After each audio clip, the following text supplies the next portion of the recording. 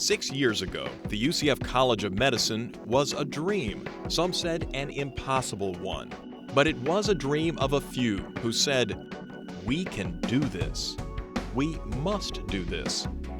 The dream began to become a reality in 2005 when the Tavistock Group donated $12.5 million and 50 acres of land to build a medical city at Lake Nona. When you have a leading-edge medical school located in the heart of a medical city, how can you not raise the level of education and healthcare delivered to the community and the region around it? The dream spread to others in the Central Florida community who showed their overwhelming support by raising well over $100 million in donations, state matching funds, and land value. The dream became a political reality in March 2006 with the support of the Florida Board of Governors. The dream was becoming a vision. It became an administrative reality with its first employee in December 2006, Dean Deborah German, and her 10 by 10 foot office. The vision was growing. The Burnham Institute, Nemours Children's Hospital, a University of Florida research facility, the long-awaited Veterans Administration Complex, all committed to locating in the medical city. The College of Medicine became a physical reality with the groundbreaking for the Burnett College of Biomedical Science and the College of Medicine's own building. The dream, the vision, the reality, the UCF College of Medicine, now with a faculty and staff over 200, welcomes its inaugural class of 40 students August 3rd. Now, to continue our story, the College of Medicine's first employee, Dean Deborah German.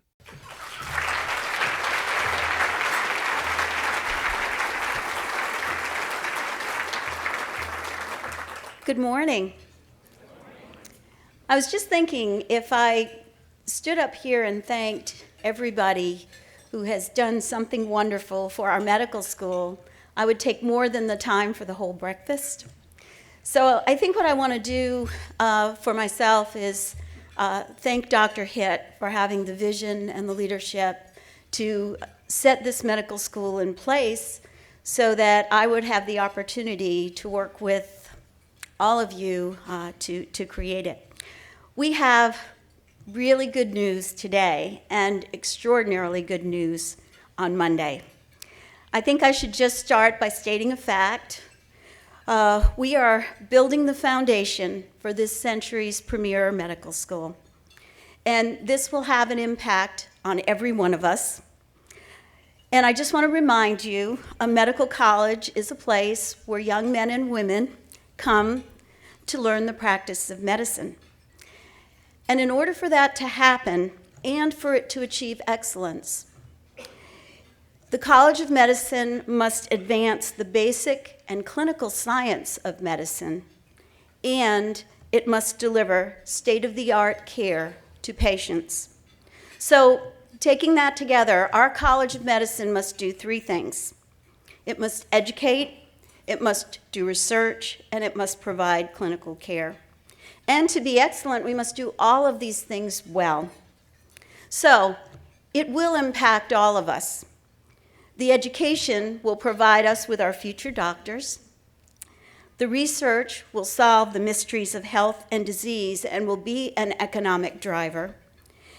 And the clinical care will implement the new discoveries and care for all of us and provide an engine for new jobs. So we are doing all of these things in partnership with our community physicians and our hospitals and research institutes that are already here. And we're striving to do it well. So a College of Medicine that partners in this way is a big dream. It's a really big dream. And it takes every one of us to make it come true for our community. So how are we doing? How are we doing? We've already met several milestones. You saw some on the video. Those occurred before I arrived. And since that time, we've done a number of things, and you've heard about some of these. We've achieved preliminary accreditation, and the group that came out and visited us used words to describe what we had done, words like exemplary, visionary, national model. We incorporated the Burnett College of Biomedical Sciences into the College of Medicine as its basic science foundation. We've raised enough money so that all of the students in our first class will attend medical school with full scholarships. Our admissions record, which I'll show you a little later, has surpassed any prior state school record. And the community involvement, which I think is our most extraordinary accomplishment of all of these things, our community involvement. We built the buildings together. You built the buildings. We've provided the scholarships for our first class. We've created a curriculum. It was the community physicians and the scientists who are here that started us on the way to our curriculum, so it was a community effort. Interviewing the applicants, our volunteer faculty interviewed each one of you. And most recently, a call went out for standardized patients. Those are volunteers, people like you and me, who might not be sick, but who learn how to present as if they have a particular disease. And medical students learn to practice, really practice, meaning not do the real thing, learn to practice on these standardized make-believe patients so that when they see us, if we're really ill, they're ready. We put out a call. We expected to get 100 or so.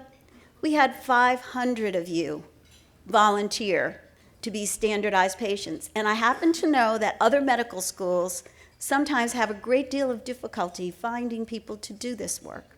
So I hope you can see what you have done to build this medical school. Well, all of these milestones have been in preparation for what will happen on Monday. We begin. Our inaugural class is here, and we go live on Monday. We've had the opportunity to select from among the best and brightest around the country, and we have an extraordinary class, truly extraordinary. And what I'd like to do now is show you some data about our class, and this is data that we haven't been able to show until now, so this is brand new, because a class doesn't fall together until it's almost time to begin. What you can see before you is a little information about the applicants. The first column shows verified applicants. UCF is the third one down, highlighted in gold. We had 4,307 applicants. Only the University of Miami had more applicants than we did.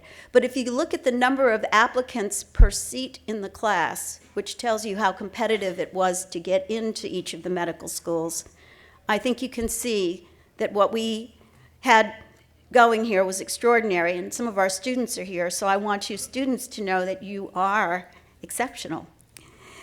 Our science GPA was the highest in the state, and it was way higher than the national average, which is shown at the bottom. We were 3.8, they are 3.6. And our MCAT score, average MCAT score, 32.2, was also the highest in the state, and we're the only medical school in the state to have an MCAT score that is higher than the national average.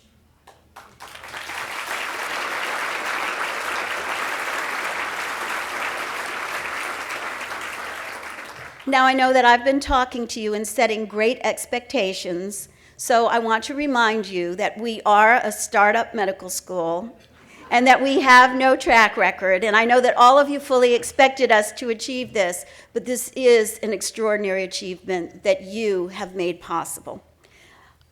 So think about this. We have an academically excellent class.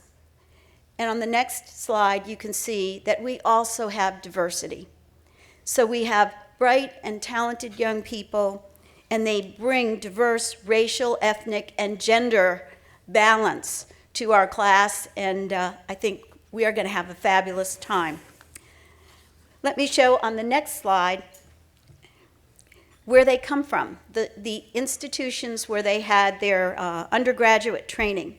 And you can see that they come from virtually every Florida school and from multiple non-Florida institutions from around the country. Next, you can see that 4 of the students in the class, that's 10%, have advanced degrees. And next, this is a list, it's not a complete list, but it's a list of MD programs that our students declined to come to the UCF College of Medicine. I want to also point out that in 18 instances, these students turned down top 25 medical schools to come here to our medical school. Can you believe that?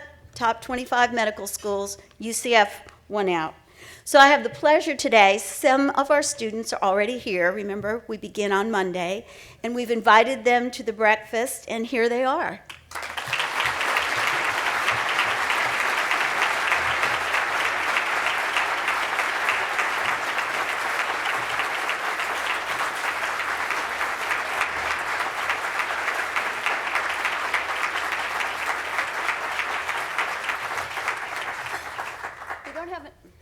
Is this on?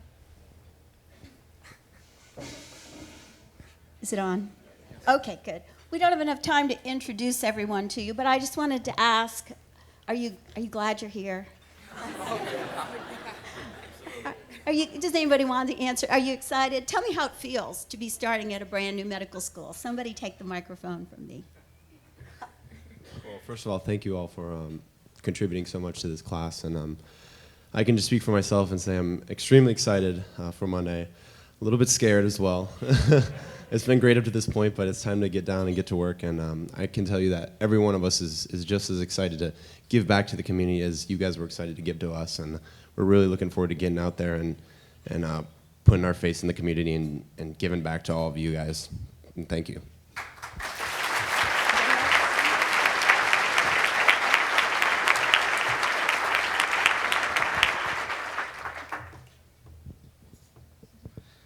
I'd also like to say it is an amazing honor to be here, to be a part of the greater Central Florida community, to have this community give to me, knowing that one day I will again serve them. So it is a great honor, and it is a great honor to be in this class, and I'm extremely excited. I don't even have words for it. Thank you. Thank you. Thank you. This is why we're here.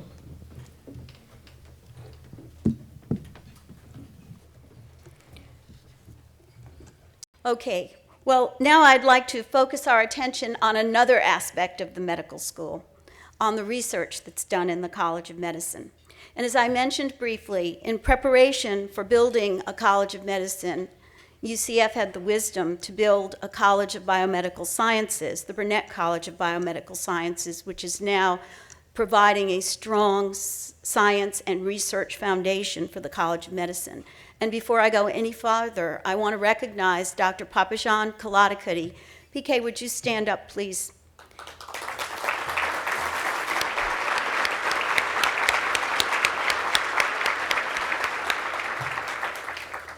He has built an incredible scientific team that has the credentials of equal to the top-tier medical schools, and it is an enormous strength of our medical school, and I will forever be indebted to him for the work that he has done before I arrived and the work that he continues to do at this time. In that biomedical sciences unit, we have undergraduate programs. So you need to know, for example, last fall we had 2,014 students enrolled in bachelor's, master's, and PhD programs. So the school is already fully functioning at that level. And we have 62 scientists and researchers in 4 areas. And you will see in a minute some of the work that is happening right now in the College of Medicine. The UCF College of Medicine researchers concentrate in 4 key areas.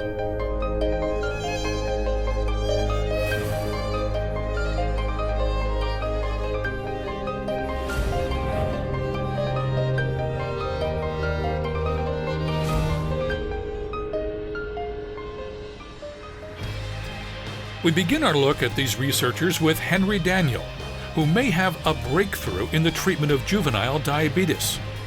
Much of his work at UCF has involved genetically altering tobacco plants to produce vaccines for anthrax and other diseases. Well, taking that a step further, he has found a way to produce human insulin in genetically modified lettuce. Preliminary results on tests in diabetic mice show more than just a control for diabetes. This stimulates natural production of insulin after 6 to 8 weeks of treatment. They no longer need injection of insulin, but they start producing insulin naturally. In other words, a potential cure, not just a treatment. Other research deals with less well-known but potentially more devastating illnesses. Cristina Fernandez-Valle is focusing on a rare disorder that impacts about 1 in every 25,000 people, often in their teen years. Neurofibromatosis type 2, NF2 for short, leads to tumors along nerves, often on the acoustic nerve. The tumor can lead to loss of hearing and balance. Removing them could lead to complete deafness and paralysis of facial muscles. For now, surgery is the only treatment. So my goal is to identify proteins that can act as targets for new drug development so that we can effectively treat the schwannomas and prevent them from growing large enough to damage hearing in patients with NF2. In another lab, Annette Kalid and her co-workers are looking at a drug that the National Cancer Institute has identified as one of the top 5 drugs for treating cancer. Called interleukin-7, it is known to sometimes stimulate the body's own immune cells in the blood to fight cancer. Unfortunately, different kinds of immune cells respond to the IL-7 in different ways. But Kalid's work has begun to unravel this complex story. So it's really important the dose of IL-7. So if you were to use, for example, IL-7 therapeutically, for example, a person who has cancer, we can give them some IL-7, maybe inject it in some site in the body, and stimulate the cells to kill the cancer. Well, if we give them too much IL-7, we'll get the killer cells activated, but we may not get the helper cells that the killer cells need. 2 medical topics have been making headlines recently: the role of oxidants in aging and the increasing risk of infections in hospital patients. Researcher William Self is addressing both. He is studying how tiny nanoparticles of cerium oxide can act as an antioxidant. The particles actually scavenge superoxide, a form of oxygen that can damage DNA and cells in the body. Many different diseases, including cardiovascular diseases, include inflammation, and part of the mechanism of inflammation is the production of reactive oxygen species. So we're looking more in terms of how they might be anti-inflammatory through their radical scavenging properties. This is sort of where we're going now.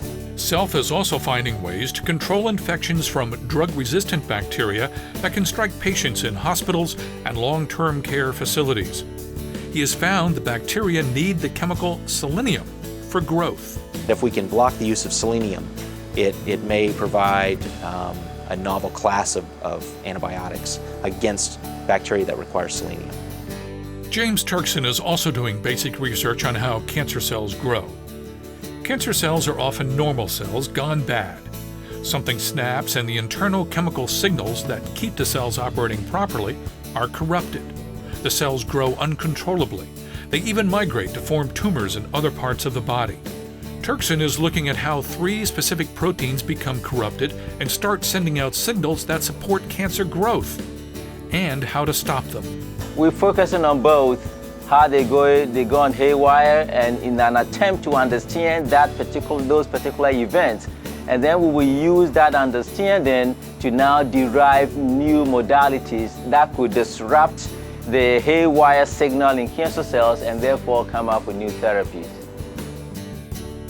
These are just a few examples of the successful research already underway through the UCF College of Medicine. All the faculty members have been funded from the most nationally competitive agency, the National Institutes of Health. And many of them, or most of them, have multiple grants. And that is amazing in a time when in the history of this nation, this is the most super competitive period. And our faculty members competing with the best in the country are getting their share. One of the great blessings for me in arriving here is something that Dr. Kalid just mentioned. The standards that he set for research in the College of Medicine, the former Burnett College, are extraordinarily high. So, and we maintain these standards for our scientists. And we will see breakthroughs coming out of the UCF College of Medicine as we grow. Some of the featured scientists, I think 4 of them are here in the room. And would you please stand so that they can see you? Just for a moment, please stand. I know it's hard to see. We have 4 of them right here. Thank you. Thank you. And while I'm asking people to stand, this is a little off script, but I'd really like the cabinet of the College of Medicine to stand so that you can see them, because they have been working hard with me for 2.5 years, and you'll meet them on Monday, but would you please stand?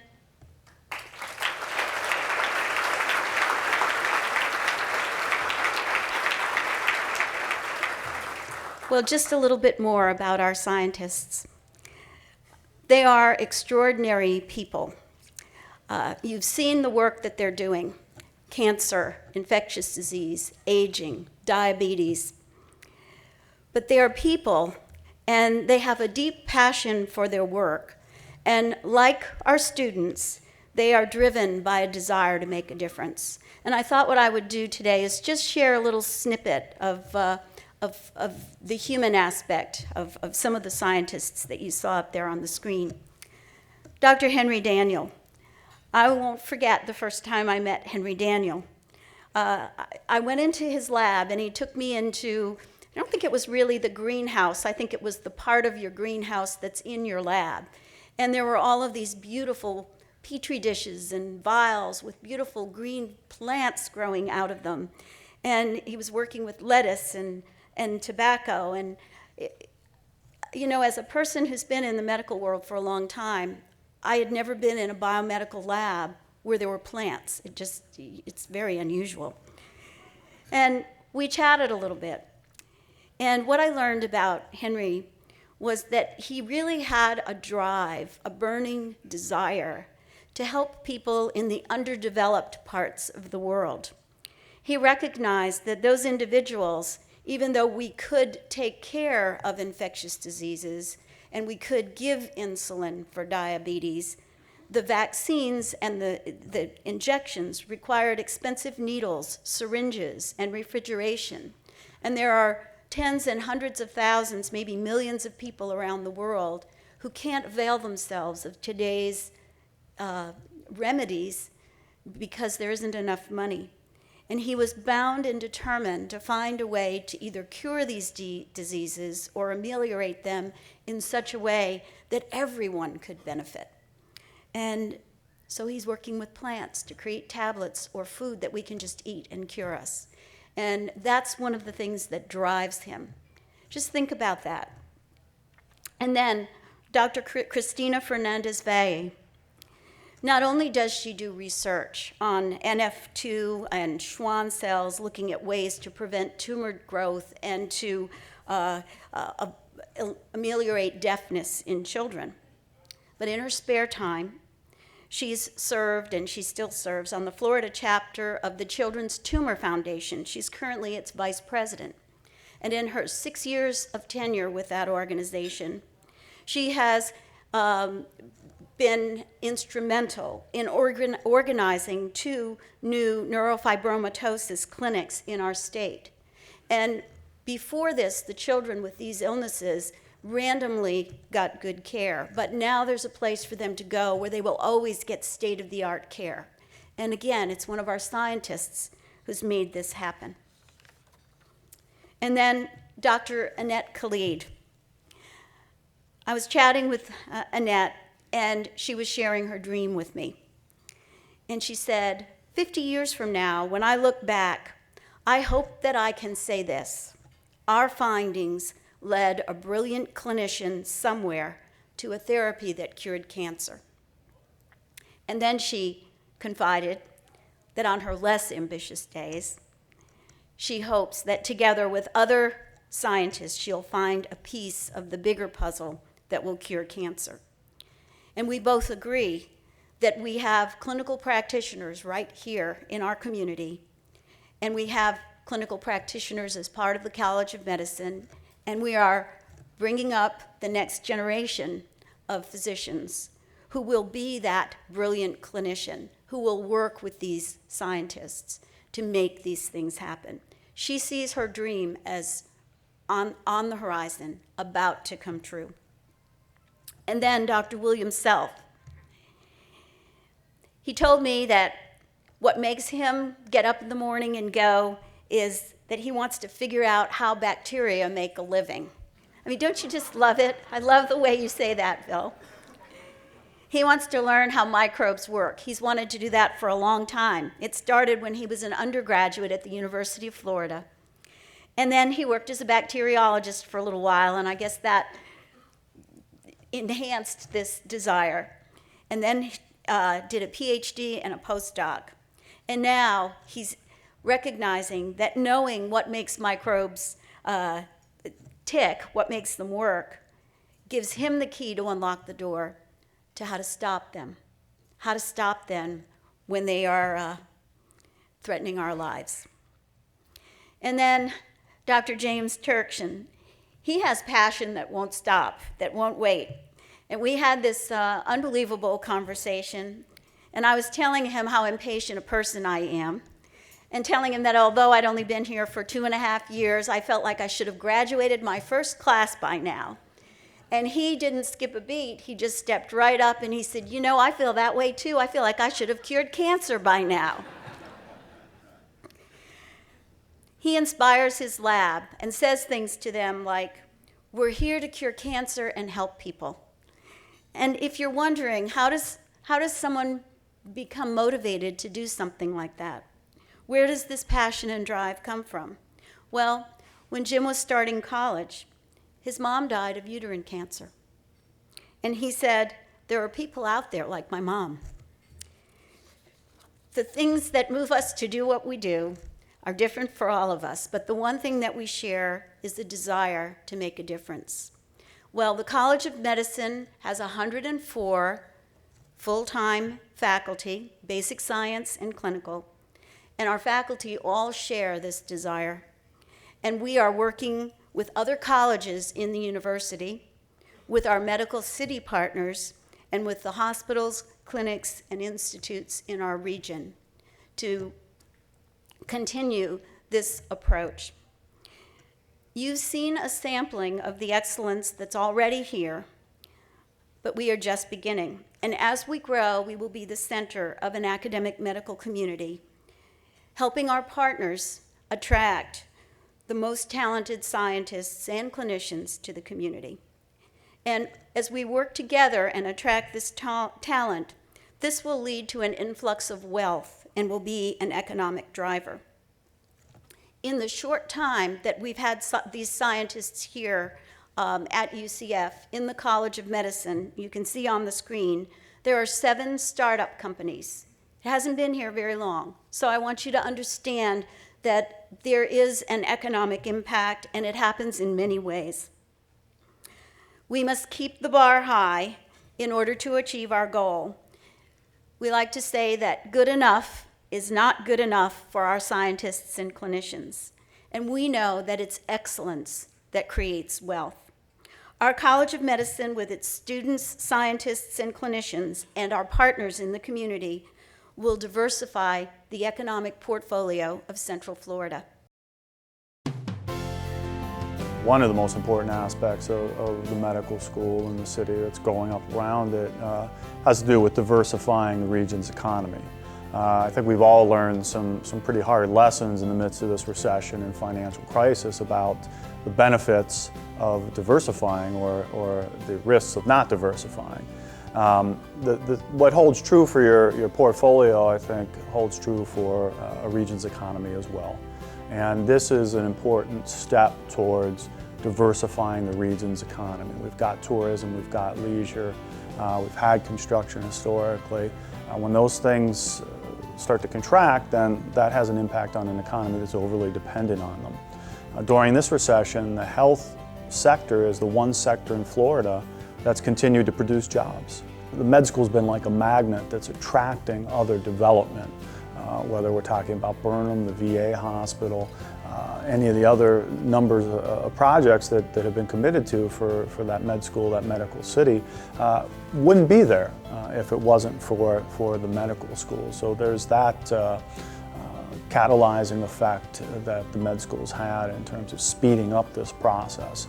And I think in terms of economic development, most people in that field think in terms of decades when it comes to how can I change the structure of my economy, how can I diversify.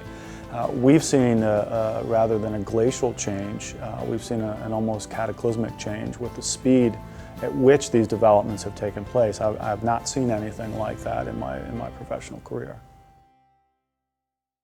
And now, UCF President John Hitt.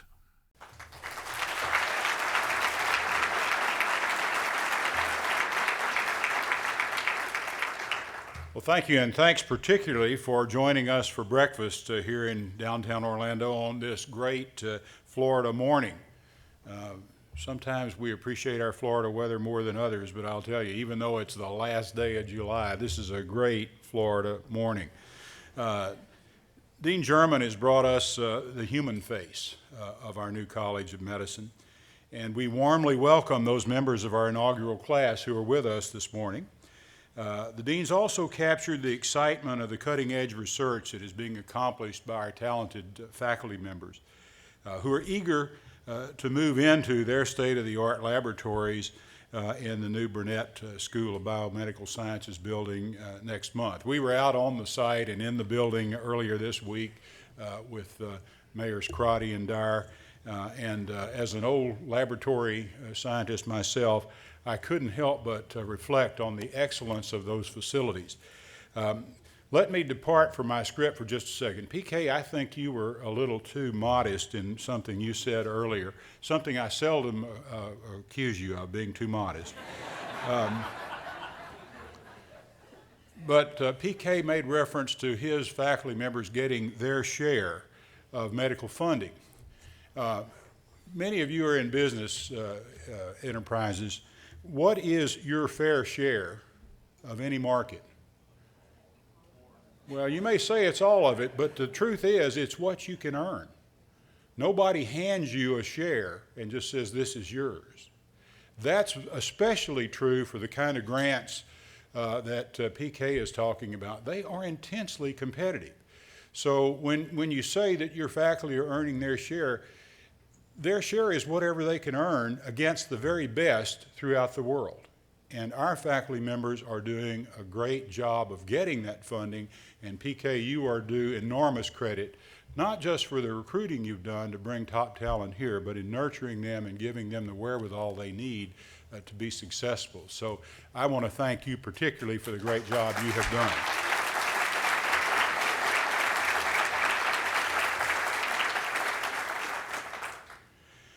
It's appropriate that the educational and research programs at Lake Nona led this morning's presentation. But we should not underestimate the economic importance of what is happening at the medical city right now. In the video that we just saw, Sean Snay spoke about the medical school acting like a magnet at Lake Nona, attracting additional healthcare facilities and life sciences industries to our area. And in promoting support for a medical school in Central Florida, we stressed its economic development potential. That was, at least in small part, because we suspected that then Governor Jeb Bush wanted to hear about that. And those of you who know Jeb, you usually have a pretty easy way of figuring out what he wants to know, because he'll ask you penetrating questions that lead you in that direction. But we knew that with his support, we were likely to be successful in persuading the Board of Governors and the legislature to support our medical college, and indeed we did. We got excellent data on the economic impact of a medical school. Of course, we did not shortchange its impact on our health, its humanitarian contributions. But we strengthened our medical school application by a report that we commissioned from the Milken Institute. It's a nationally prominent independent think tank specializing in economic matters. Using medical centers from around the nation as models, the Milken Group came up with a 10-year projection for the development of the medical college and its life sciences cluster. But developments at the Lake Nona site after the medical school was approved, to borrow Sean Snaith's words again, were not glacial, but really cataclysmic. You may remember hearing of the following events in the news. Almost 5 months to the day, it might have been 5 months in one day, but it was very close to 5 months to the day, after we received authorization to establish the medical college, the Burnham Institute, the third largest private research institute in our nation, chose Lake Nona as the home for its Eastern Seaboard expansion. John Reed, the remarkable head of the Burnham Institute, has told me that they would not have picked Central Florida without the medical schools being there. After an extended political process, the Nemours Foundation received approval for a Central Florida facility. Shortly thereafter, Nemours announced it would sell a parcel of land it had purchased and construct a $400 million hospital in the vicinity of the medical school at Lake Nona. And ending nearly a decade of controversy, the Veterans Administration announced that it would locate the nation's most advanced VA hospital at Lake Nona. Situated on 65 acres and at an estimated cost of $700 million, the 1.2 million square foot facility will serve 113,000 veterans annually and have 134 inpatient beds, 120 community living center beds, and 2,100 employees. And finally, the MD Anderson Cancer Affiliate will base their research operation on the top floor of our Burnett Biomedical Sciences building until they can construct a facility of their own. And the University of Florida is going to locate a research facility on the Lake Nona site as well. So, again, in that distinction between glacial and cataclysmic, I think we're on the side of cataclysmic. Things move quickly in Central Florida. In fact, events have moved so much more quickly than anyone would have anticipated that I commissioned a new economic study from the Arduin Group, who had teamed with the Milken Institute on that first study. Donna Arduin is certainly a very fine economist and in her own right. The report we received last fall predicts that by 2017, the College of Medicine and its associated life sciences cluster will generate 30,000 jobs, $2.8 billion in annual wages, a $460 million annual tax revenue, and that would be a return on investment in terms of economic activity of $13.50 for every state and local tax dollar invested. The annual economic impact on our regional economy from the life sciences cluster and the medical college was upgraded to an estimated $7.6 billion. Now, there were some, shall I say, doubting Thomases who published in our local paper some humorous remarks about what I might have been smoking when I came up with the $6.4 billion annual estimate a couple of years ago.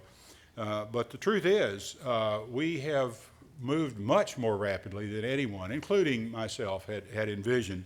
In fact, if we got not another commitment other than what we have today, and I know that Sesh Thacker and Thad Seymour and others are working very hard to get new commitments, but if we got not another one, we would have fulfilled 80% of that $6.4 billion annual estimate.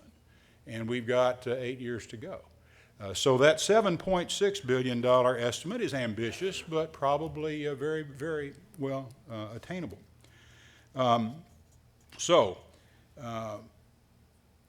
where does that take us? I would say that the data indicate that the medical city at Lake Nona is the most important single development for the economy of Central Florida since Walt Disney decided to locate Disney World here in Central Florida. The medical city is not an isolated phenomenon, but it's the most recent of more than 2 decades of partnerships between University of Central Florida and its Central Florida city-state. When I arrived at UCF 17 years ago, many of you know, I'm sure that you've heard me talk about it enough, I established 5 goals for our university, and they're all still in place. But the most important of those 5 goals really was to become America's leading partnership university. I say that because I'm convinced today and was convinced then that partnerships between a university and its region can affect the economic well-being of both. And over the intervening years, UCF and local governments, professional organizations, businesses, industries, other not-for-profits have supported one another's efforts with our talent, our technology, and our treasure. We have learned to work together and to trust one another to our mutual benefit. And I'm confident that the medical school would not be a reality without the partnerships we forged so successfully here in Central Florida. My friend Jake Stewart is fond of saying that he and his folks at the Chamber, I guess I should say today at the Central Florida Partnership, don't do partnerships because they're easy. Partnerships are not easy. You do partnerships because they're better. And if you're willing to invest the time, the effort, the really hard work, take the risk of forming good partnerships, you move your organization and your community ahead in remarkable ways. Proof that partnerships work is the success we celebrate today. And it took many partners to bring us where we are. Let me mention just a few. I know I'm leaving out legions, but I have to say that the Tavistock Group, Sesh Thacker, Joe Lewis, today Thad Seymour, Jim Zaboral, and others, without them, we would not have the success that we are celebrating this morning. Mayors Crotty and Dyer, the City of Orlando and Orange County, the commissions of both have been remarkably supportive, and not just with words, but also with means. Numerous elected officials from Central Florida, including our regional members of the Florida House and Senate, particularly, I must say, Dean Cannon, Lee Constantine, Evelyn Lynn, Steve Precourt, Dan Webster, I have to say Tony Jennings in her quiet way. Hundreds of people have really stepped forward, dozens of them, and certainly not just those in the legislature I've just mentioned. But without their help, we wouldn't be here this morning celebrating the opening of this wonderful medical college. If you think about all of the financial support we've received, I couldn't take the time it would require to recognize all of them, but hundreds of local organizations, businesses, private individuals have contributed financial and other support. I have to say that our partner in this endeavor, and this doesn't get a lot of local mention, but we paired up with Florida International University, and we both got new medical schools.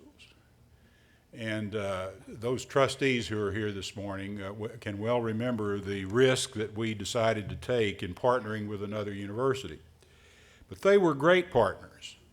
And the way we answered the predictable statement that we couldn't afford one new medical school was to get 2. There's a lesson in this, folks. We found common interest with Miami. And if you put together the political and economic clout of Orlando and Miami, you can do a lot of things. If we want to advance statewide issues and Orlando issues, Orange County issues, Central Florida issues, it helps to have common interest with another major power center in our state. It happened that we could really trust Mitch Medeek and his folks at Florida International. But that's not that common. You know, universities are colleagues and partners, but we're also competitors. And there were a number of folks that thought I was raving mad for trusting another institution with our future. I'm sure Mitch heard no short list of advice to the point that he probably shouldn't trust us. But we trusted one another, and we achieved something no one thought we could. Finally, I've got to mention two other groups and individuals. The Florida Board of Governors. I know Frank Martin intended to be here this morning. I'm not sure that he was able to get here. I think he was coming in from Tallahassee. Frank cast one of the votes. It ended up, we went from hoping we could get 9 of 17 votes, just a bare majority. Chair doesn't vote in the event of, except in the event of a tie, but so our vote was only 15-1 in favor. Truth to tell, without hard work by folks like Frank, Carolyn Roberts, who then chaired the board, and Jeb Bush, we wouldn't have had that 15-1 vote. So the Board of Governors and then Governor Jeb Bush, we owe them an enormous debt of gratitude on this. And I must say, Charlie Crist, who succeeded Jeb, has been a great friend to our medical college as well, and we are most grateful to Governor Crist. More recently, the success of the medical college has been the result of the intelligence, dedication, and hard work of Dean Deborah German and the professionals she has assembled to guide this project. Deb, you have our great and undying gratitude for your wonderful work in bringing us to this day.